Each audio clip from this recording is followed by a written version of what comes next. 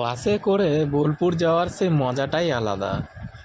কেননা এত সুন্দর এই জঙ্গলমহলের মধ্যে দিয়ে আমরা গিয়েছিলাম পানাগড় থেকে বোলপুর। বোলপুরে কিছু কাজ ছিল আমাদের পেস্ট কন্ট্রোলে, তো ওখান থেকে মোটামুটি 1টার সময় বেরিয়ে গেলাম।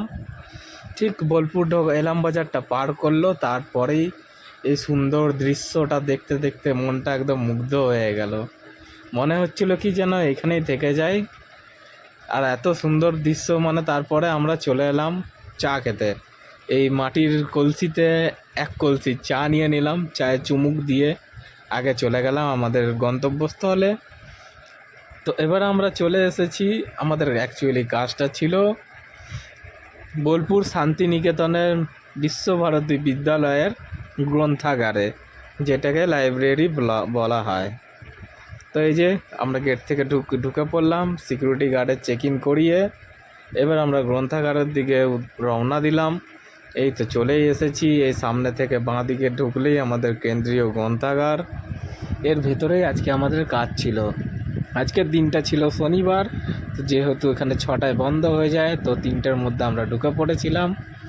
3টের মধ্যে ঢুকেই আপনার চেকিং করিয়ে আমরা কাজ চালু করে নিলাম। তারপরে ওখানে কাজ করে মোটামুটি 6টায় বেরিয়ে চলে এলাম বোলপুর স্টেশনের। একটু কিছু সুন্দর ভিউ নিয়ে নিলাম বোলপুর প্ল্যাটফর্মের উপর থেকে। তো স্টেশনটা বেশ খুবই সুন্দর লাগছিল, তাই ভাবলাম একটা ছোট্ট করে ভিডিও বানিয়ে নিই তোমাদের জন্য। আর দেখো, ঠিক সন্ধ্যা হয়ে গেল, লাইটগুলো জ্বালিয়ে দিল, কত সুন্দর সুন্দর এখানে সিনারি এঁকেছে। পুরো স্টেশনটা কি, পুরো জায়গাটাকে এত সুন্দর এরা সাজিয়ে রাখে, যা দেখার মতন। তোমরাও পারলে একবার এসে ভিজিট করে যেও। তারপরে আমাদের ট্রেন চলে এলো। ট্রেনটার নামটা বেশ আমার অতটা ঠিক মনে নেই, তো যাই হোক একটা ট্রেন চলে এলো, এক্সপ্রেস ট্রেন, যার ভাড়া ছিল মাত্র 30 টাকা। আমরা খানা জংশন হয়ে যাব।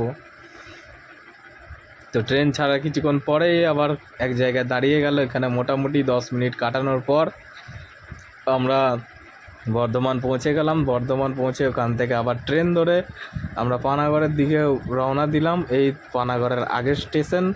এখানে মনে হলো কি স্লো করলো ট্রেনটা, একটু দাঁড়াবে বলে মনে হলো, কিন্তু দাঁড়ায়নি।